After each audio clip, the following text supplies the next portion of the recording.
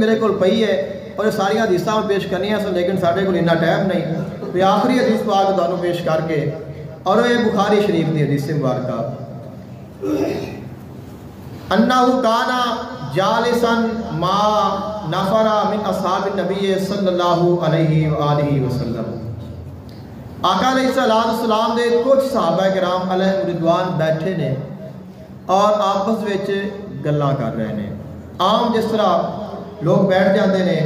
اور گلاں کرن لگ پیندے نے، فذاکرنا صلاۃ النبی صلی اللہ علیہ وآلہ وسلم، پس ذکر چھڑ گیا حضور دی نماز دا۔ آقا علیہ السلام نماز کیویں پڑھدے سن؟ کسے نے آکھیا کہ حضور اس طرح نماز پڑھدے سن، کسے نے آکھیا حضور اس طرح نماز پڑھدے سن۔ پس انہاں دے وچوں ابو حمید الساعدی رضی اللہ تعالی عنہ آپ بولے نے اور آپ نے سارے مخاطب ہو کے فرمایا انا کنت احفظکم لصلاۃ رسول اللہ صلی اللہ علیہ وآلہ وسلم، فرمایا تواڈے سارے وچوں مینوں سب تو زیادہ حضور دی نماز یاد ہے، تواڈے سارے وچوں زیادہ مینوں حضور دی نماز یاد ہے، میں تانوں دسنا وا حضور نماز کیویں پڑھدے سن۔ تو دیگر نے فرمایا کہ ٹھیک ہے دسو آقا علیہ السلام نماز کیویں پڑھتے رہے نے؟ آپ نے فرمایا رأیتہ، میں آقا علیہ السلام نو ویکھیا، اذا کبر جعل یدیہ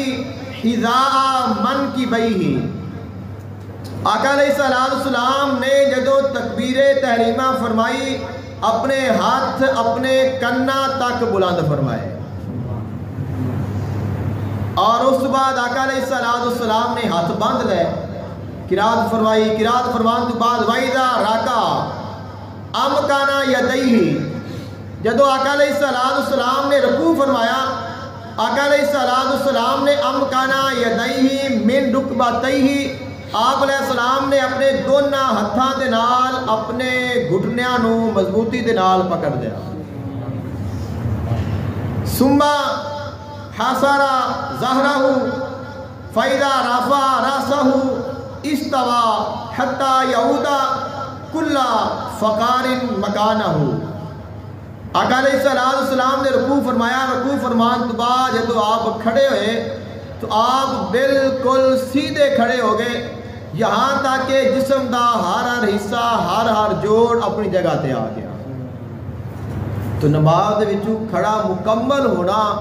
آقا علیہ السلام دی نماز ہے۔ کئی بندے رکوع وچ تھوڑا جہا اٹھتے ہیں ویسے ہی اللہ اکبر کیتی اور چلے گئے، تو اس طرح نماز نہیں ہوتی۔ آپ نے فرمایا آقا علیہ السلام نے سر اٹھایا اور بالکل سیدھے کھڑے ہو گئے، یہاں تک کہ حضور دے سارے جسم دے جڑے اعضاء نے اپنی اپنی جگہ تے آ گئے۔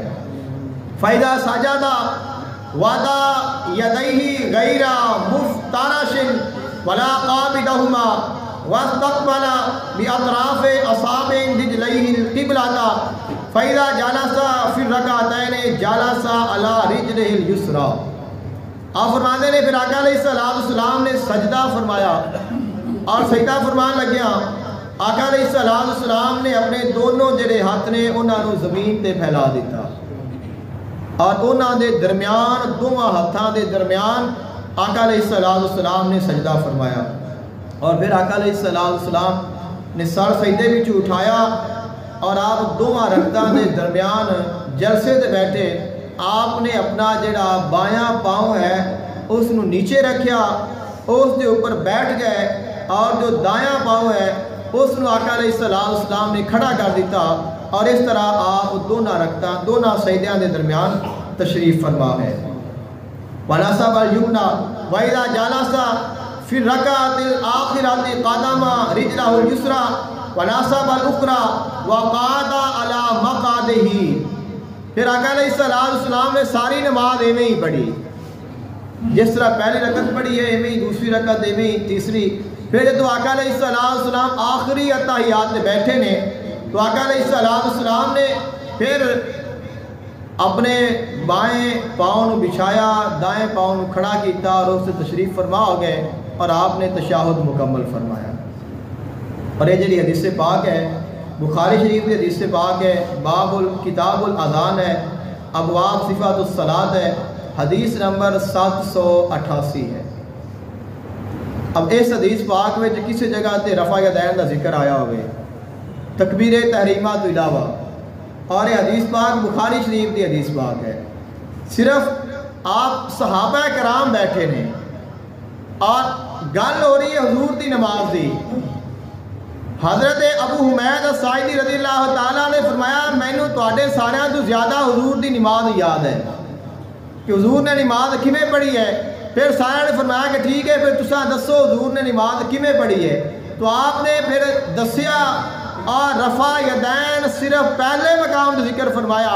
اس کے علاوہ کسی اور جگہ تے آپ نے رفع الیدین کا ذکر نہیں فرمایا۔